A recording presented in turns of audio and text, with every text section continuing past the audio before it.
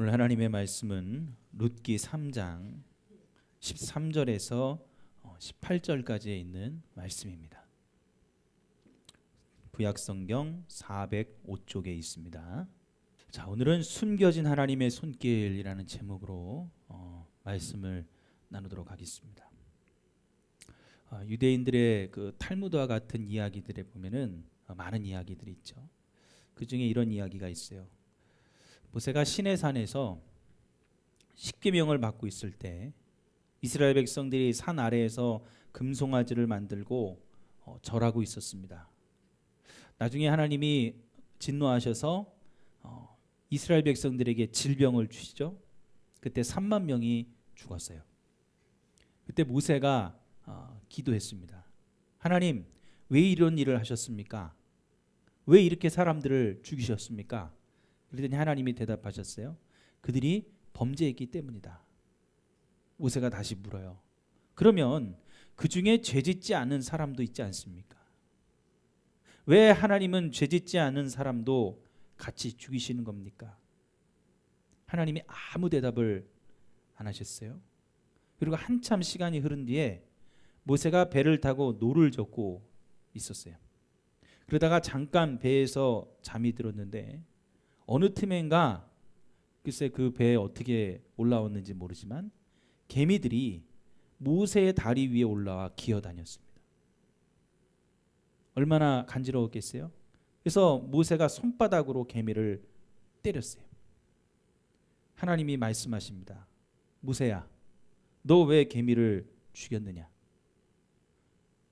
개미가 기어다닌 것만 아니라 모세를 물었거든요. 저를 물었기 때문입니다. 그런데 하나님 말씀하시죠. 몇 마리의 개미가 너를 물었느냐? 다 문 것은 아니지 않느냐? 네가 너를 문 개미와 물지 않은 개미를 구별할 수 없었던 것처럼 나도 그랬다. 처음에 왜 백성들을 죽였는지에 대한 하나님의 대답이었어요. 물론 이 이야기는 만든 이야기입니다. 근데 이 이야기 속에서 우리가 뭘 알아야 되냐면 하나님의 숨겨진 의도가 있다는 거죠. 하나님께서 죄를 지은 사람과 안 지은 사람을 구분 못하시는 분이 아니십니다. 왜? 하나님은 전지전능하시기 때문입니다. 모든 걸 아시고 모든 걸 하실 수 있는 분이세요. 하나님은 이스라엘 백성들이 자신의 죄를 깨닫고 회개하고 하나님 앞에 돌아오기를 원하셨던 것이지 잘잘못을 따져서 누구를 죽이고 안 죽이는 일을 행하는 분이 아니라는 얘기죠. 여러분, 모든 일은 하나님이 하십니다. 이것을 어려운 말로 섭리라고 하죠. 어느 것 하나도 하나님의 손길을 거치지 않고 저절로 우연히 되는 일은 없습니다. 그래서 예레미야 33장 2절하고 3절에 우리가 유명한 말씀이죠. 이를 행하시는 여호와, 그것을 만들어 성취하시는 여호와, 그 이름을 여호와라 하는 이가 이같이 이르시도다. 너는 내게 부르짖으라. 내가 내게 응답하겠고 내가 알지 못하는 크고 은밀한 일을 내게 보이리라. 고린도전서 3장 6절에도 나는 심었고 아볼로는 물을 주었을 때 오직 하나님께서 자라나게 하시나니. 무슨 말이에요? 아무리 인간이 노력하고 애를 써도 하나님은 하나님의 때와 방법으로 모든 일을 이루어 가신다는 거예요. 그리고 하나님은 그 모든 일을 이루시기까지 쉬지 않으시는 분이라는 것을 말해주는 겁니다. 하나님은 모든 일을 하시는 분이십니다. 우리가 우리의 삶에 일어나는 모든 일들은 하나님의 섭리, 하나님이 일하시는 그 가운데서 이루어지는 것들입니다. 자, 오늘 본문에 있는 말씀을 우리가 보면은 이런 내용이에요. 룻이라는 여인이 나오죠. 이 룻기서는 룻이라는 여인이 주인공입니다. 룻은 이스라엘 백성이 아니에요. 저 모압 땅 이방 민족의 여인입니다. 근데 그 여인이 왜 주인공이 됐느냐?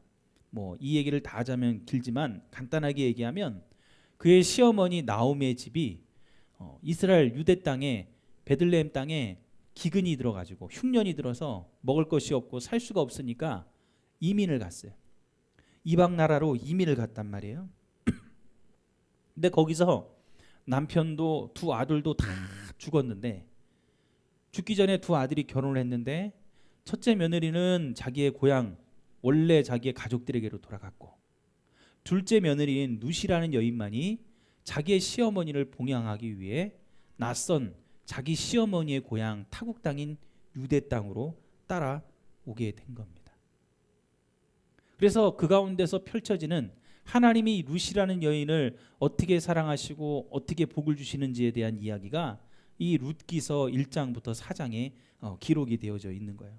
자, 그 얘기 중에 이제 결국에는 룻하고 결혼하게 되는 보아스라는 사람이 등장을 하는데, 자, 이 보아스는 기업 물을 자였어요. 무슨 뜻이냐면 이 당시에 유대인들에게는 법이 있었습니다.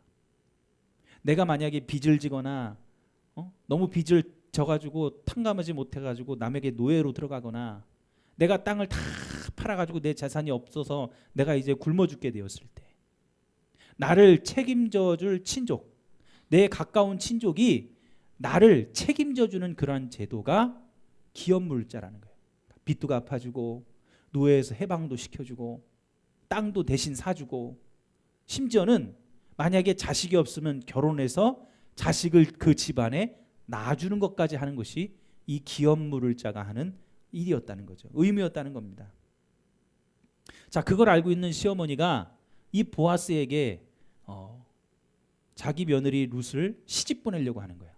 그래서 청혼을 하라고 한 겁니다. 자, 청혼을 하기 위해서 갔어요. 갔는데 보아스가 그 얘기를 듣더니 자기는 그 의무를 행할 마음이 있다는 겁니다. 그런데 지금 자기가 할 수 없는 이유는 자기보다 그것을 먼저 할, 그러니까 이 친족이 가까울수록 먼저 순번이 되는 거예요. 그러니까 자기보다 순번이 먼저인 친족이 있는데 자기가 그것을 앞서서 할 수는 없다.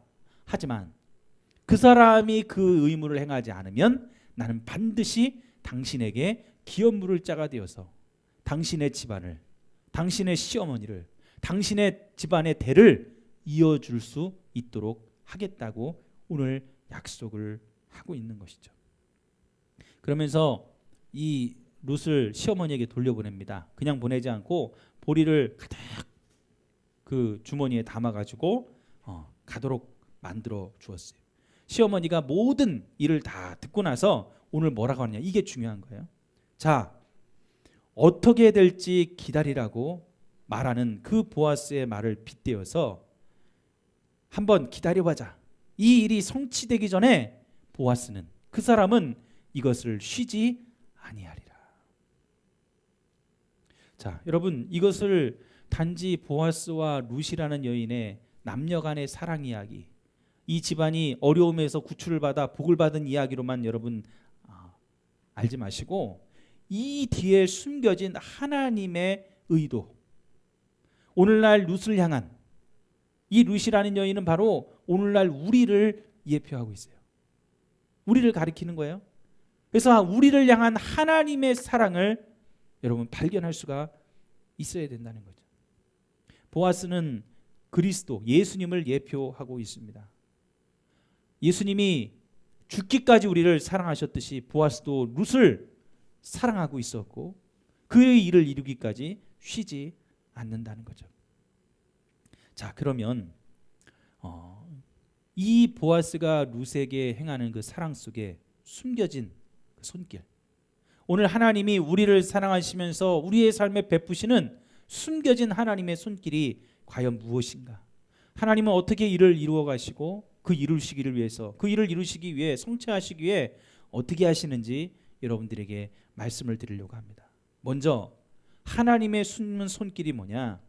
하나님이 모든 일의 주인이라는 거예요. 보아스는 오늘 14절 말씀에 보면 룻을 사람들이 서로 알아보지 못할 때, 다시 말하면 자기에게 청혼을 하러 와가지고 밤새 같이 있었는데 날이 밝아가지고 사람들이 다닐 때 사람들이 다 사람을 알아보는 그때에 보내지 않고 깜깜할 때, 사람들이 알아보지 못할 때 이 룻이라는 여인을 보내려고 했다는 거죠. 자, 왜 그랬느냐? 이 구약 성경의 주석서와 같은 미시나라는 책에 보면은 어떤 사람이 이방 여인과 성적인 관계를 가졌다고 의심받게 되면 그 여인은 계대 결혼을 할 수가 없어요. 아까 말했던 기업물을 자가 되어서 보아스가 룻하고 결혼하는 것은 계대 결혼에 속합니다. 정식 결혼이 아니에요.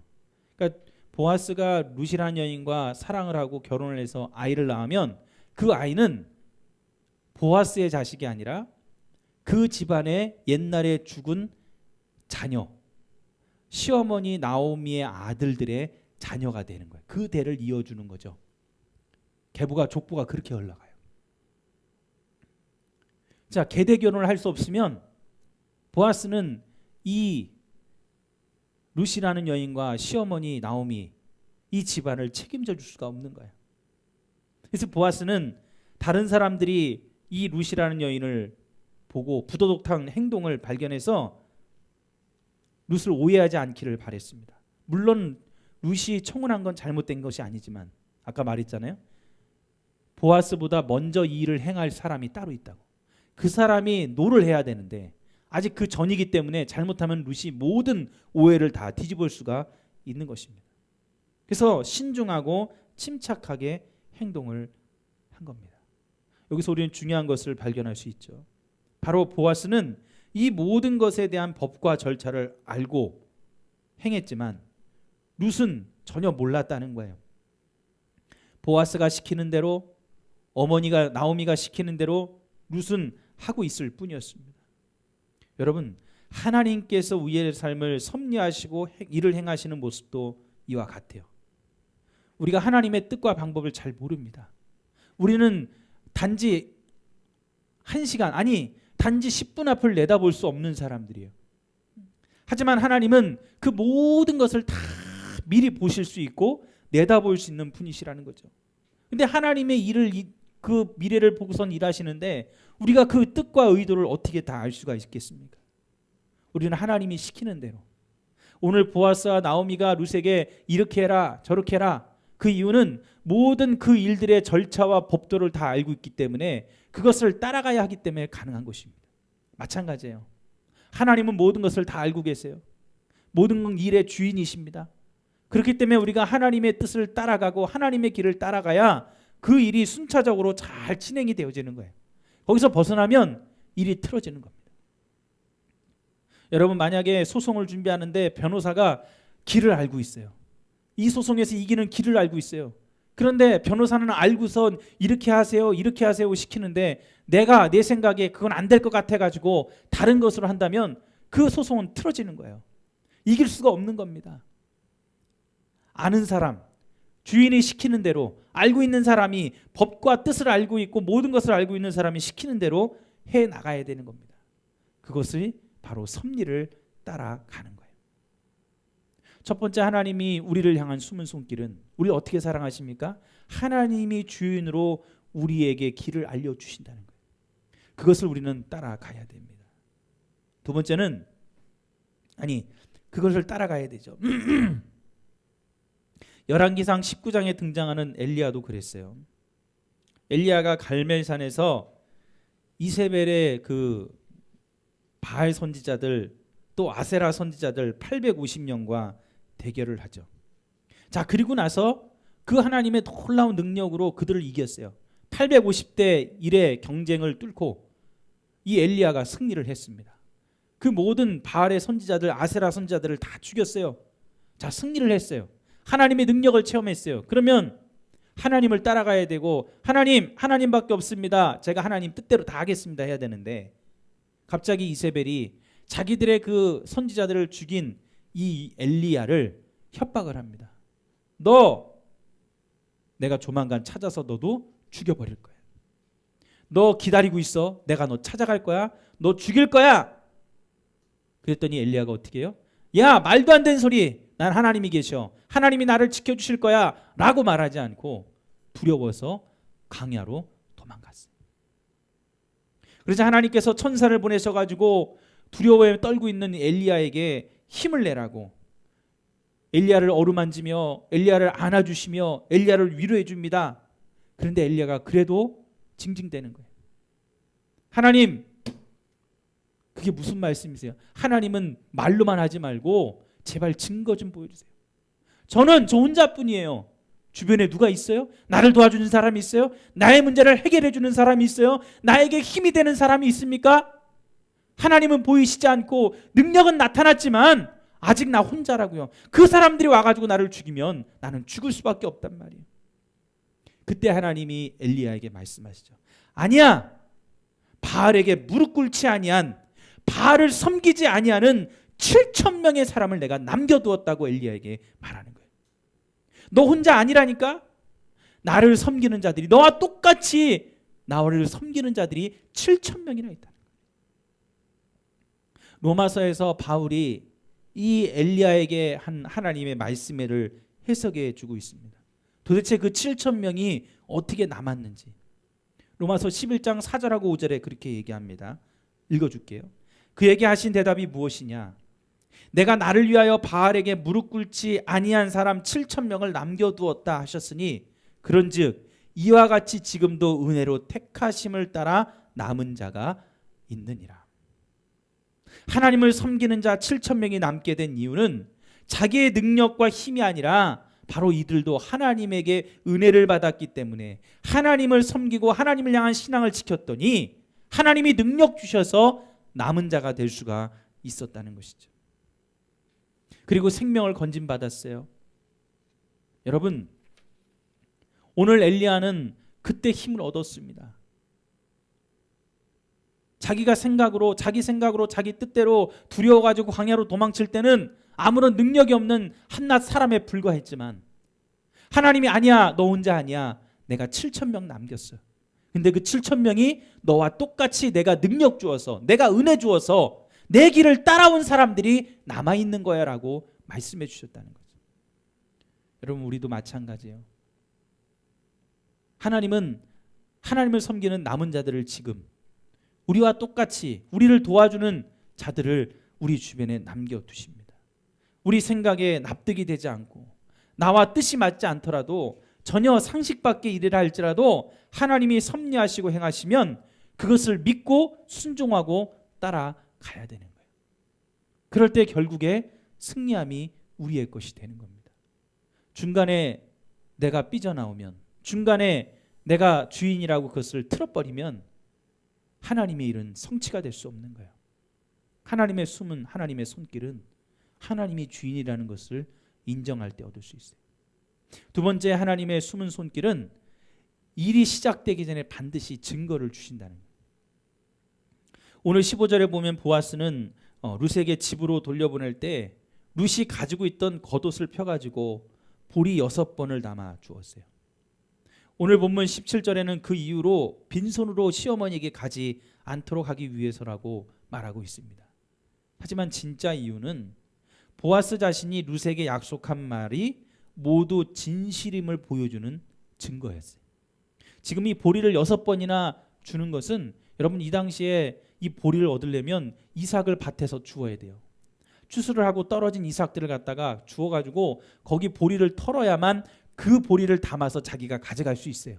근데 오늘 보아스는 아니야, 나는 너를 책임질 거야. 그러니 그 증거로 내가 공짜로 이 보리를 담아 너에게 주겠다는 거예요. 여러분, 보아스는 자기가 한 말이 빈말이 아니라 기회가 오면 반드시 나는 그것을 행할 것이라는 증거를 보여주는 겁니다. 하나님도 마찬가지예요. 하나님이 우리에게 숨은 손길이 있다면 그것은 증거입니다. 우리에게 보여주시는 증거가 반드시 있어요. 하나님의 일이 이루어지기 전에 하나님은 반드시 증거를 보여주신다는 거예요. 사사기 6장에 보면 용사인 300명으로 13만 5천 명의 대군을 물리친 기드온이라는 사람이 나오죠. 이 기드온은 굉장히 작은 사람이었어요. 겁이 많은 사람이었어요. 그런데 하나님께서 이 기드온을 택하셔가지고 너로 말미암아 이스라엘 백성들을 구원하겠다. 지금 13만 5천 명의 그 대군이, 미디안의 대군이 이스라엘 민족들을 멸절시키기 위해서 쳐들어왔단 말이에요. 그때 하나님이 군사를 뽑는데 처음에 모였을 때는 2만 명이 넘는, 3만 명이 넘는 사람이 있었지만 다 돌려보내고 300명을 데리고 이 전쟁에서 승리하도록 만들어 주십니다. 근데 여러분, 이 미디안 전쟁에 나가기 전에 기드온도 겁이 많으니 엘리야와 똑같았어요. 하나님 증표를 보여달라고. 나 도대체 이거 상식으로 이해가 가지 않아서 이 전쟁에 나가 죽을까 봐 겁이 납니다. 내게 증표를 보여주세요. 그랬더니 양털의 사건을 보여주죠. 어떤 거? 양털을 갖다가 밖에 그 밭에다 내다 놓으래요. 자, 여러분 밖에가 그 밭에 보면은 새벽에 뭐가 맺혀요? 이슬이 맺히죠. 그 이슬이 맺히면 모든 것이 다 젖습니다. 근데 하나님이 이 양털을 어떻게 해요? 기드온이 말하죠. 하나님, 양털은 젖지 않고 주변에만 이슬이 덮이게 해주세요. 그랬더니 새벽에 나가보니까 어떻게 돼 있어요? 주변에 이슬이 다 내렸는데 양털만 뽀송뽀송한 거예요. 물이 하나도 안 묻었어요. 그걸 못 믿어서 또 한 번 보여달래요. 양털만 이슬이 내리고 주변에는 이슬이 없게 해달라고. 주변에 이슬이 다 말라 있는데 양털을 짜보니까 거기서 물이 한 바가지가 나와요. 자, 그러면 증거잖아요. 그러면 증표를 보여준 거나요? 그런데도 기드온은 못 믿겠대요. 나중에 어떻게 합니까? 미디안 진영에 내려가서 그 미디안 군사가 하는 꿈을 꾼 이야기를 듣고서야 이 기드온은 전쟁에 나가 승리를 하게 됩니다. 하나님은 기드온을 통해 이를 이루어 가셨어요. 뭐를 보여주시고? 증거를 보여주시고. 고맙습니다 성령님이라는 그 책이 있습니다. 그 책의 저자가 손기철 장로님이라는 분인데, 이분이 속초에 강의를 하기 위해서 내려갔다가 밤에 집에 돌아오려고 고속버스 터미널에 도착해가지고 동생이 속초에 살고 있는데 안부 전화를 했어요. 대합실에서 기다리는데 동생에게 안부 전화를 합니다. 잘 지내냐? 어떻게 지내냐? 이 전화상으로는 잘 지낸다. 우리가 보통 하는 인사말이잖아요. 그러니까 잘 지낸다고, 별일 없다고 그렇게 하고 전화를 딱 끊고 이제 표를 끊고 버스를 기다리고 있는데 그 마음속에 자꾸 하나님이 가지 말라고, 버스 타지 말라고 마음에 감동을 주시는 거예요. 근데 확실치가 않는 거예요. 이 장로님 무시합니다. 얼른 집에 가서 가족들 만나고 싶은데 집에 가고 싶은 생각에 무시를 해버려요. 근데 또다시 그런 마음이 계속 드는 거야. 꿈쩍도 하지 않고 앉아 있습니다.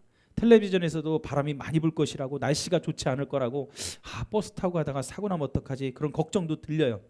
그런데 그 마음에 자꾸 그런 생각이 드니까 이 장로님이 어떻게 했냐면, 말도 안 되는 얘기인데, 그러니까 집에 가고 싶은 거죠. 대합실 문을 바라보면서, 하나님, 대합실 문이 반만 열리게 해주세요. 그러면 제가 증표로 알고 하나님이 저에게 말씀하신 걸로 알겠습니다. 가지 말라는 것, 타지 말라는 것. 진짜로 대합실 문이 반만 열렸다가 닫혔어요. 그럼 어떻게 해야 돼요? 가지 말라는 거구나 해야 되는데, 이 장로님이 자기가 믿음이 모자라다고 한 번만 더 증표를 보여달라. 기도하고 똑같죠? 한 번만 더 증거를 보여달래요. 동생네가 전화를 해서 형 자고 가 라고 말하면 진짜로 하나님이 말씀하신 걸로 알겠다고. 자, 그러면 어떻게 해야 돼요? 전화가 와야 돼, 안 와야 돼? 전화가 와야죠. 그런데 10분이 지나도 전화가 안 오는 거예요. 그래서 장로님이 그럼 그렇지, 대합실 문은 바람에 그냥 저절로 열렸겠지, 빨리 버스 타고 집에 가자 하고 있는데 갑자기 대합실 문이 열리면서 동생네 부부가 들어오는 겁니다. 형 자고 가.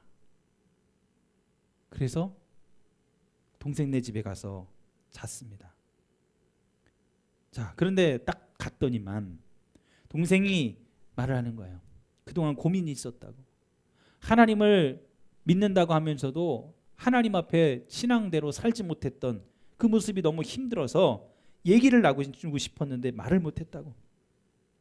그러니까 하나님은 이 동생네 부부가 힘들어하니까 그 얘기를 들어주고 기도해 주라고 영적으로 그런 음성을 들려준 겁니다. 그래서 버스 타지 말라고 했던 거죠. 하나님의 일은 그냥 하시지 않아요. 반드시 증거를 보여주십니다. 우리의 삶에도 마찬가지입니다. 하나님은 일을 하시기 전에 증거를 보여주세요. 우리의 마음속에 감동을 주시고 그 다음에 반드시 증거를 보여주십니다. 그 증거를 따라 여러분 하나님의 숨은 손길을 경험하시고 하나님을 따라갈 수 있는 저와 여러분이 되기를 바랍니다. 마지막으로 하나님의 숨은 손길은 기다림입니다. 오늘 18절에 시어머니 나오미가 말하죠. 이 사건이 어떻게 되는 것을 알기까지 앉아 있어라. 다시 말하면 기다리라는 거죠. 기다림은 믿음이 동반이 됩니다. 믿음이 없으면 기다릴 수 없어요. 믿지 않으면 기다릴 수 없습니다. 나오미가 가졌던 믿음은 어떤 믿음이에요? 오늘 아까 같이 읽었던 18절 후반절에 나오죠. 그 사람이 오늘 이 일을 성취하기 전에는 쉬지 아니하리라. 반드시 너와 나를 보아스는 책임질 거야. 그 믿음이 있었어요. 여러분 하나님은 일을 이루시기 전에는 쉬지 않으십니다. 오늘 저와 여러분에게도 바로 그 믿음이 있어야 돼요. 그리고 뭐 해야 됩니까? 그 믿음 가지고 기다려야 돼요. 많은 사람이 이 기다림을 못해서 일을 그르치는 경우가 많이 있죠. 기다릴 수 있어야 돼요. 스페인 하면 투가 형성되죠. 세계적으로 잘 알려져 있습니다. 근데 보통 투사들의 한 명이 그 소 한 마리하고 1대1 대결을 벌이는 것으로 알고 있는데 그렇지 않아요. 소는 한 마리지만 투를 할 때 보면은 정말 붉은 천을 들고 있는 투사는 한 명인데 그 주변에 그 투사를 도와주는 수많은 사람들이 있어요. 함께 팀을 이루어서 이 소를 잡는 겁니다. 그게 스페인의 투예요. 마지막에 주연인 이 붉은 천을 들고 있는 투사가 그 작사를 던져서 이 소를 끝내버리는 거죠. 자, 그래서 창을 찌르고 그 소를 죽이는 그 모든 주변의 일들은 다 주변 사람들 조연들이 하고 마지막에 한 방을 보내는 것은 이 주연인 투사가 합니다.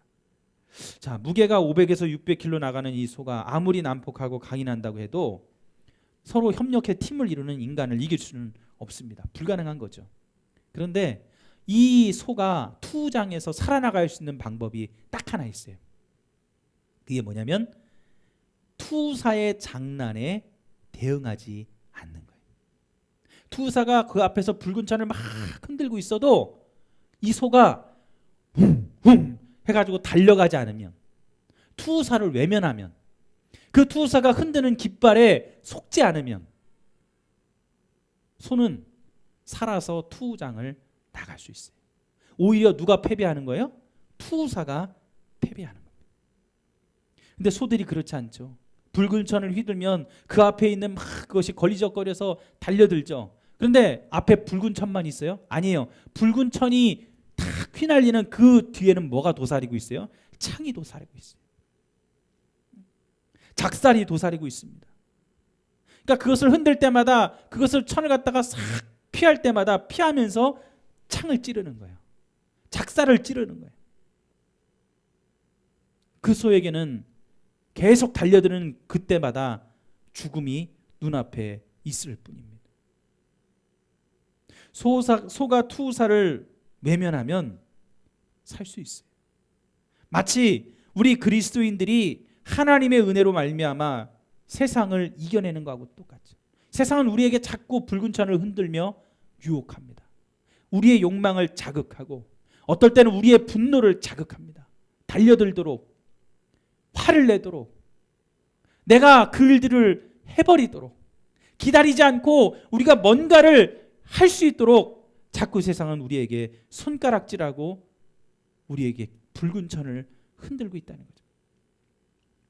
여러분이 그것을 외면하고 기다리면 승리할 수 있어요. 하지만 그 손에, 손길에, 그 손가락에, 그 손짓에 여러분들 넘어가서 달려들면 오늘 소처럼 죽어나가는 겁니다. 하나님의 손길을 기다리지 못하고 붉은 천으로 뛰어드는 순간 세상은, 마귀는, 죄는 우리의 생명을 갉아먹고 하나님하고 원수되는 자가 되도록 만드는 거예요. 기다림이 지루하죠. 기다림이 힘들죠. 언제까지 이것을 해야 되나? 언제까지 이러고 있어야 되나? 그러나 믿음 가지고 기다리면 하나님은 일을 성취하시는 분이시기 때문에 그 숨은 손길 가지고 우리 뒤에서 작업을 하고 계세요. 쉬지 않으세요. 그것을 반드시 이루어 내신다는 겁니다. 오늘 여러분들이 믿음으로 기다림을 통해서 하나님의 숨은 손길을 경험할 수 있는 저와 여러분들이 되기를 간절히 축원합니다. 여러분, 하나님의 손길은 숨겨져 있습니다. 우리에게 딱 보여서 야 여기 봐 내가 너 도와줄 거야 하지 않아요. 우리 뒤에서 일을 하시는 거예요. 왜? 마귀가 알아채지 못하도록, 그 일을 방해하지 못하도록 하나님의 방법대로 그 일을 이루시는 겁니다. 그런데 우리가 그것을 기다리지 못하고 내가 주인으로 행동하면 결국에 우리는 무너지는 거예요. 오늘 하나님의 숨겨진 손길이 저와 여러분들에게도 나타나기를 간절히 축원합니다. 기도하시겠습니다.